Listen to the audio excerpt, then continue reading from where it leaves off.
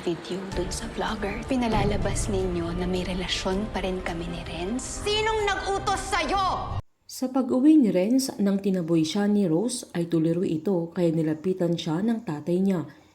Sinabi ni Mario na baka mas mabuting mag-abroad ulit sila ng nanay niya baka sakaling makapagsimula siya ulit sa ibang bansa. Dahil dito ay nagalit si Renz at sinumbat sa tatay niya na pati siya ay gusto siyang ilayo na lahat ng mga tao sa buhay niya ay yun ang gusto nila.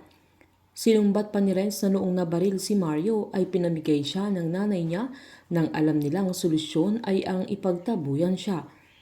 Humingi naman ng tawad ang tatay niya dahil alam niyang nasaktan niya ito na kasalanan niya ang mga nangyari na nilayo siya dahil sa kanya pero pilit niyang binabawi. Naalala pa ni Renz si Jenny na iniwan din siya ng dalaga na habang umiiyak ito ay sinabi niyang sinubukan lang naman niya ulit ang magmahal pero nawala si Rose at binaliwala siya na nanindigan siyang ngayong nahanap na niya si Rose ay hindi na niya ulit papakawalan pa. Wala nang nagawa si Mario sa sandaling yan kundi yakapin ang anak niya habang patago namang nakikinig si Vanjie sa kanila na wala din siyang magawa kundi patagong umiiyak.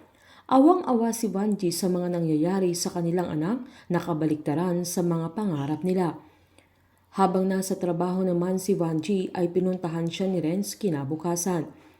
Habang tanaw niya ang nanay niya ay naalala niya ang araw na pauwi na si Vanjie sa Pinas na binilin sa kanya na siya na ang bahala sa mga kailangan nilang mag-asawa na siya na ang tutustos sa mga gastusin nila dahil mag-for good na siya. Nangako naman ang binata sa mga panahon na yan pero hindi niya akalain na masisira ang lahat. Nilapitan niya ang nanay niya nang kakain na ito at inabutan niya ng maiinom. Masayang masaya naman ang nanay niya na napadaan si Renz sabay pinalakas niya ang loob ng anak niya nang malamang wala pang tumatanggap kay Renz sa mga ina-applyan niyang trabaho. Pinapasubaybayan ni Sandra si Renz at inaalam niya kung sa hospital ito nag-a-apply upang matrap niya ang kanyang application upang walang tumanggap sa kanya.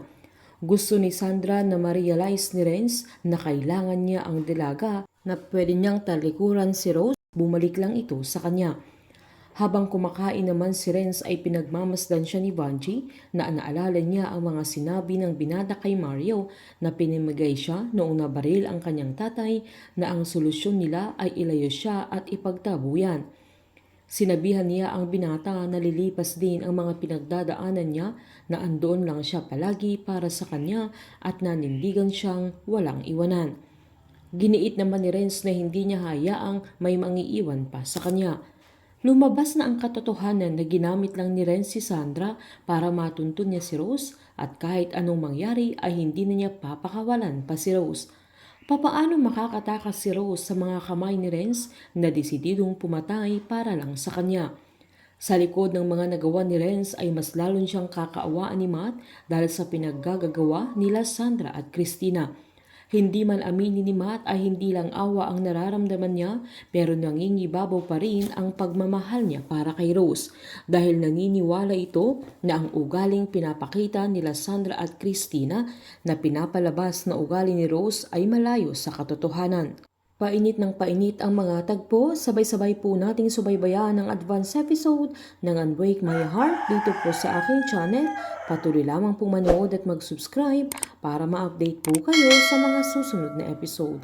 Marami pong salamat.